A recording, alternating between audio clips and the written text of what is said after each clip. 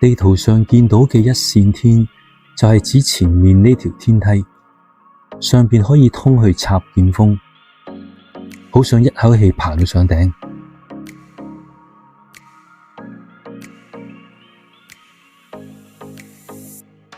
好，上去，條路好窄，要小心碰頭。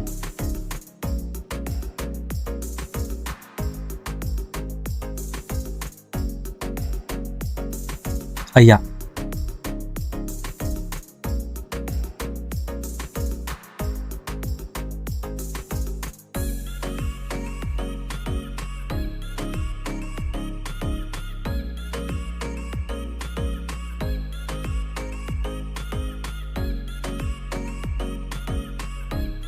我哋去完黃山，一定唔可以錯過順道嚟走一趟中國四大道教名山之一嘅齊雲山。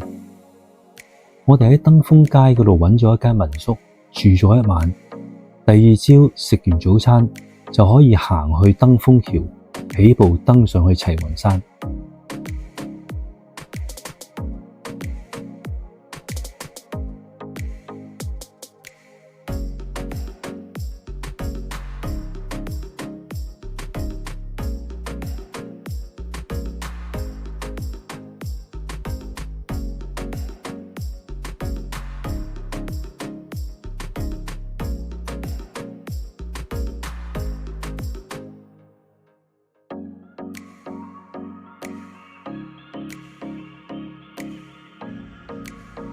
我哋今日嚟爬呢個中國四大道教名山之一，位於徽州嘅齊雲山。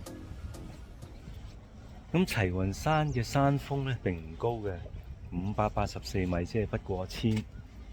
但係咧，佢出名之處咧就係佢係一個道教嘅名山。喺宋朝道教最興盛嘅時候咧，佢係曾經被稱為江南嘅小武當。咁另一樣嘢咧就係佢嘅丹霞地貌，佢嘅山勢咧係呈一個朱紅色嚇，即係嗰啲山嘅岩石啊咁樣，佢係一個丹霞地貌嚟。咁第三樣嘢令佢享負盛名嘅咧，就係有好多摩崖石刻。咁據聞成個山上面咧係有超過500個石刻喺度。咁啊，三樣嘢夾埋咧，令到佢成為一個出名嘅地方。咁今日咧，我哋就打算徒步上去。雖然佢係有索道，咁喺呢度，而家我喺呢個登峰橋上邊咧，其實都會望到咧，嗰邊就係佢嘅索道。咁但係今日我哋就會徒步上去。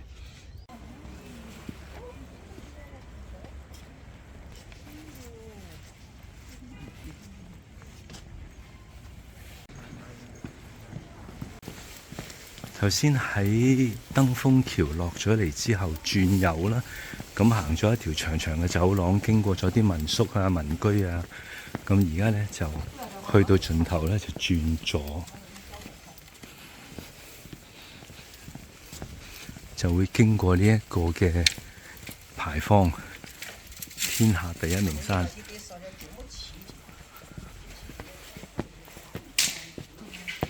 咁呢個牌坊前面都有個路牌啦，就指住徒步登山就喺呢度。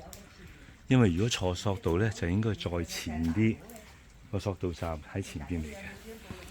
咁呢度上去咧就要行1.2公里去到望仙樓。望仙樓亦都係個售票站、檢票站。咁坐索道亦都係上到去之後，先至會去到望仙樓，喺個售票站嗰度買票，或者預咗喺網上買咗票，喺嗰度檢票入閘嘅，先至係上去嗰個齊雲山嘅風景區。登山嘅人就係咁樣啦，山不去見我，我自去見山。過嚟，有白煙。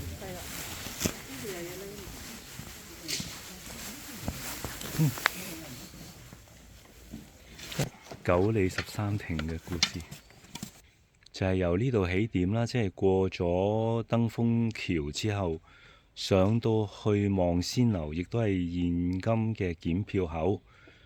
咁喺呢條古道呢，歷史上邊沿途係有13個涼亭嘅。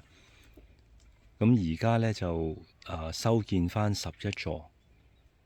咁個路程以前係叫9里啦，而家就相等於1.5公里。咁要攀升300米。咁亦都因此呢，以前就叫做9里13亭下客古道。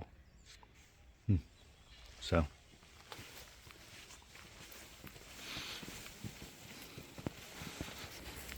由起點開始行咗大概3分鐘呢，已經見到第一個亭，叫做步雲亭。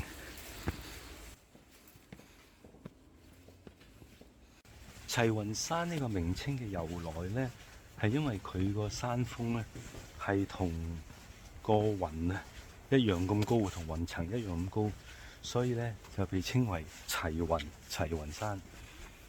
咁齊雲山呢，以前呢古稱即係古時嘅名呢係叫白岳嘅。咁呢係因為呢佢平均呢一年裏邊有大約260日呢都係可以見到雲海。咁所以呢，喺明朝嘅嘉靖皇帝呢，就賜咗個名俾佢叫做白岳，係因為喺個山峰上呢，係經常都見到啲雲海咯。咁剛才我哋經過咗步雲亭啦，就係因為呢個寓意就係話嚟呢度可以高過啲雲啊，去到啲雲層端上啊，比喻嗰個係平步青雲，係一個好好嘅寓意。咁所以呢，佢第一個亭呢，就稱之為步雲，即係去步向雲端，平步青雲咁嘅意思。咁呢度沿途呢，都有洗手間，方便啲遊人嘅。過咗步雲亭之後，其實好快就嚟到第二個涼亭，叫做環峰拱秀亭，都係一個好有古色嘅一個涼亭嚟，亦都係行咗冇幾耐呢，就見到第3個涼亭，稱為登高亭。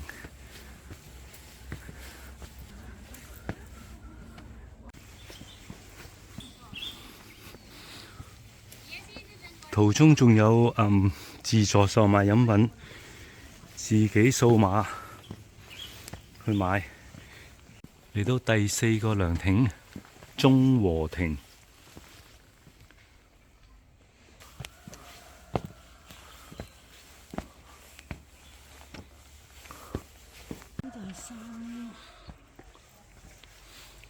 距離望仙樓仲有750米。第5個亭凌風亭。凌風亭裏邊亦都有補給、燒腸、飲品。好快嚟到第6個亭啦，尖勁亭。咁呢個亭呢，係個建築係算係比較大啲嘅。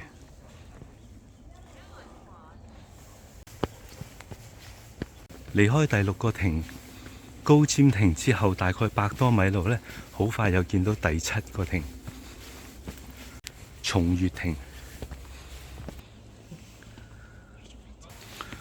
嚟到第8個亭海天一望。呢度前邊呢，就係睇到下邊鄉村嘅景色。呢個亭海天一望，裏面嘅結構。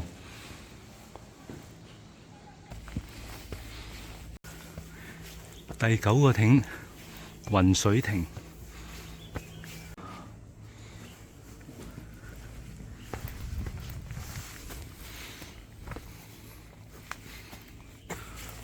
第10個亭漸入仙關亭。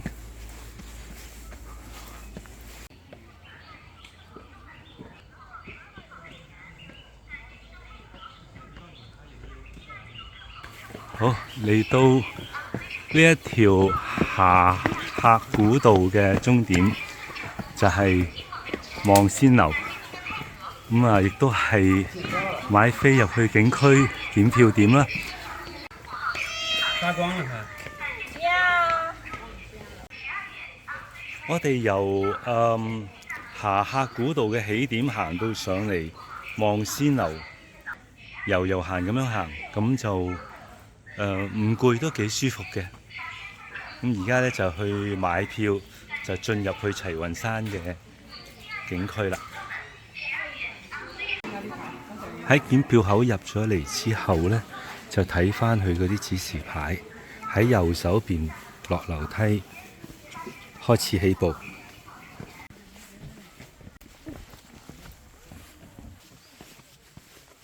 似乎就係記錄咗啲考得到科舉成功嘅狀元啦。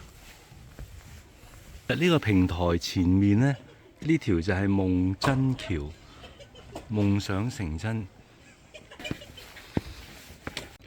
喺個夢真橋望返轉頭呢，見到福喜岩，咁其實都係一啲丹霞地貌。前少少就有個觀景台，咁仲可以遠望到一個齊雲山嘅葫蘆嘅標誌。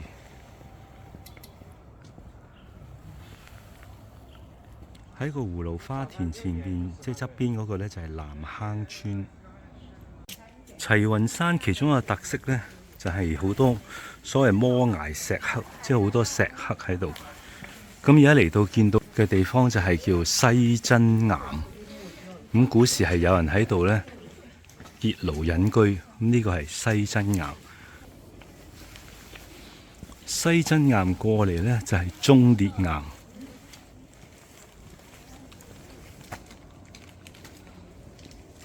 再過呢，就係壽字岩。咁據聞呢，喺個字底度摸一下呢，就會健康快樂長壽。有画质的，数字岩。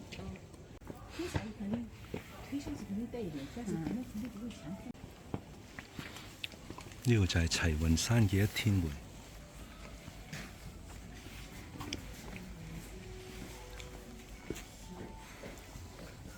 亦都有介紹齊雲山石刻。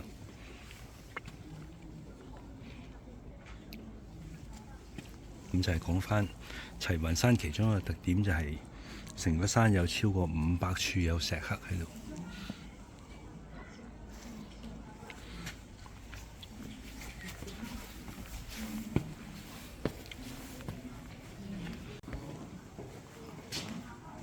過咗一天門，就會望到正面嘅一個天開神秀。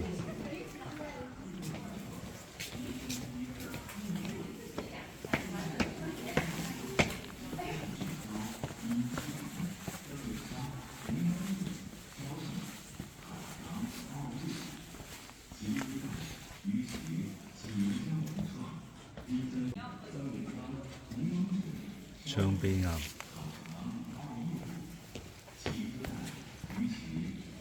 嗰個窿呢，就係一天門。二天門，穿過咗二天門呢，上到嚟就係香爐峰觀景台同埋財神殿。咁啊，參觀喺呢度，先至再上去三天門。香爐峰。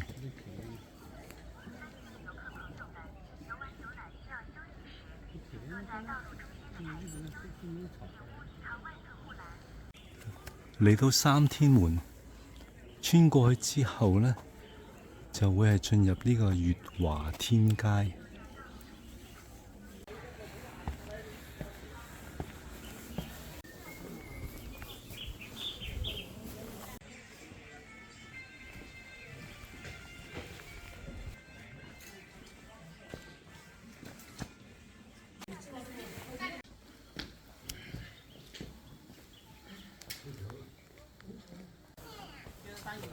太素宮，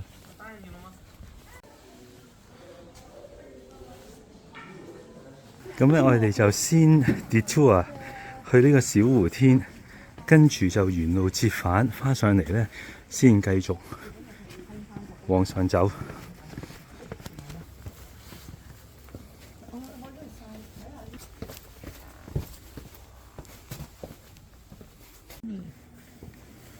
小湖天，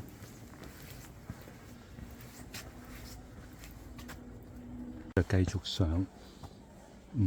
目標係去到最高峰。好，上到嚟呢個岔路口，而家我哋就喺太掃宮上咗嚟呢個岔路啦。咁咧，我哋咧就打算過嚟呢邊，然後再睇下咧有冇路喺嗰度上去最高峰，或者係沿路折返嚟先至去最高峰賞月亭。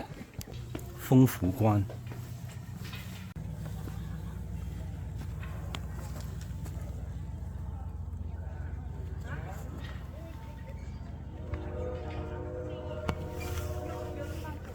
整個玉虛宮就係建設喺呢一個紫霄崖之上。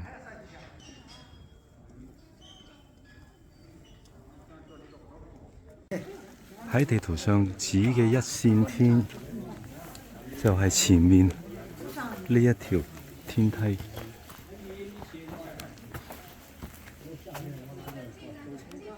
上到去頂就會見到插劍峰。好，而家就上一線天。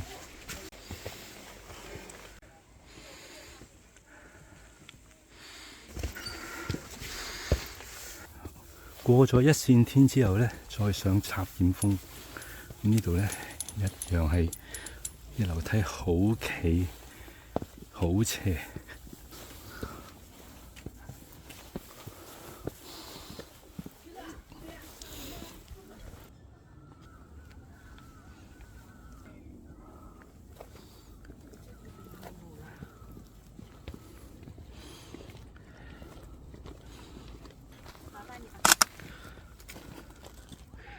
我哋由插劍峰就返落去，再揾路上去望月台。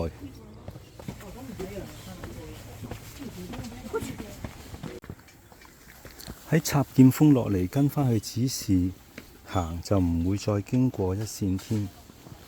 咁但係就會有條好長、好窄、好斜嘅樓梯要落。落咗呢條長嘅樓梯之後呢，我哋就經過雲龍關，繼續行。我哋都會行過大環線嘅路啦，即係走一個遠啲嘅路上去望月台。嚟到呢個分叉口，我哋都係走條長嘅路去方臘寨紫雲關。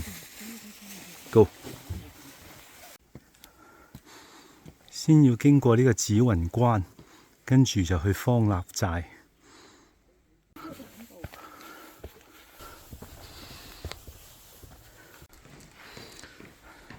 好，爬到上嚟方臘洞。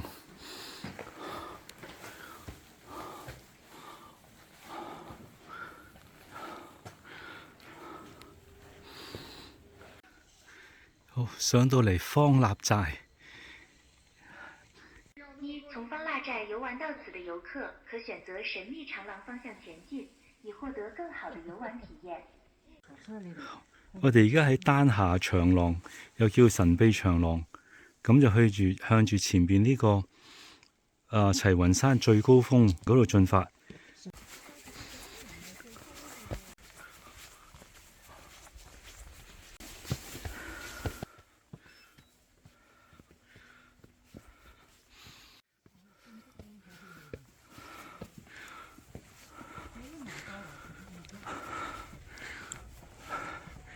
賞月亭，齊雲山最高峰，登頂。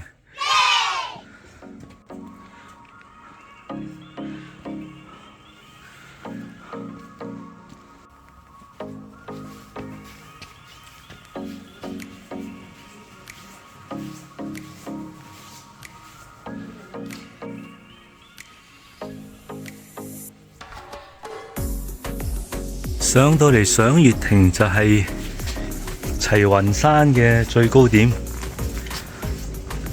咁呢就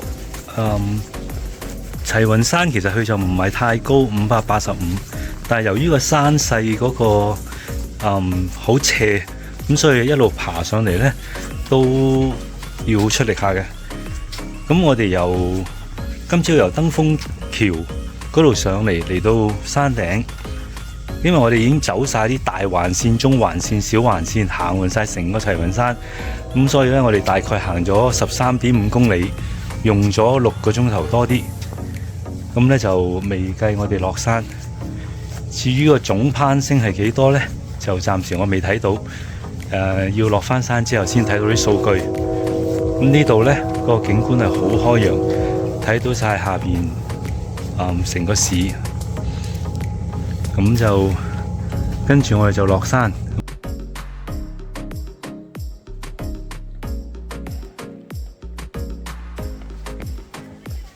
喺遊客驛站嗰度呢，門口都有個指示牌，話俾你知你坐索道下山啦、徒步下山啦，定係坐景交車下山。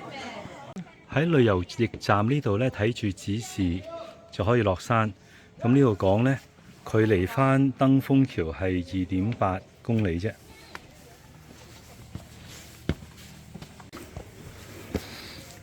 沿途都有指示牌。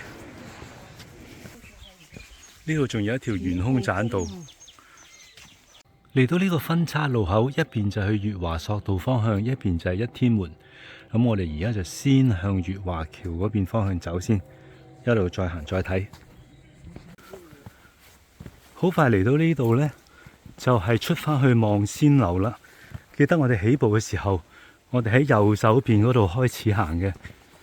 咁而家望仙樓呢，出返去呢，就落返去九里13亭嗰條路，咁好快就可以落返去登峰橋。耶！出閘啦，離開景區啦。但係我哋嚟到呢度都睇埋最後一個涼亭飛雲亭。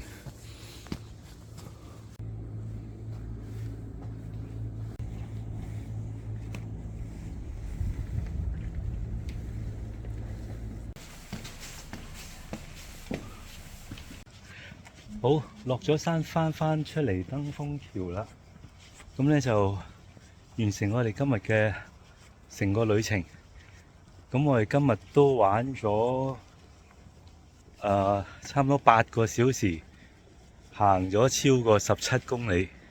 咁我哋已經行完晒成個齊雲山嘅大環線、中環線同埋小環線嘅路㗎啦。咁當然即係大家就可以唔想行咁多嘅，當然可以行坐呢個索道上、索道落啦，同埋中間呢，上到去嘅時候就可以揀一啲短啲嘅路線啊，咁都係，但係就好值得嚟嘅。呢個係一個道教嘅名山，上面都好多唔同嘅景色，都好靚。咁今日就到此為止。想問下ATAT 同埋 NC 滿意嗎？今日好滿意，非常好啊！係啊，大滿貫啊，大滿足啊！好，咁我又下次再見，拜拜。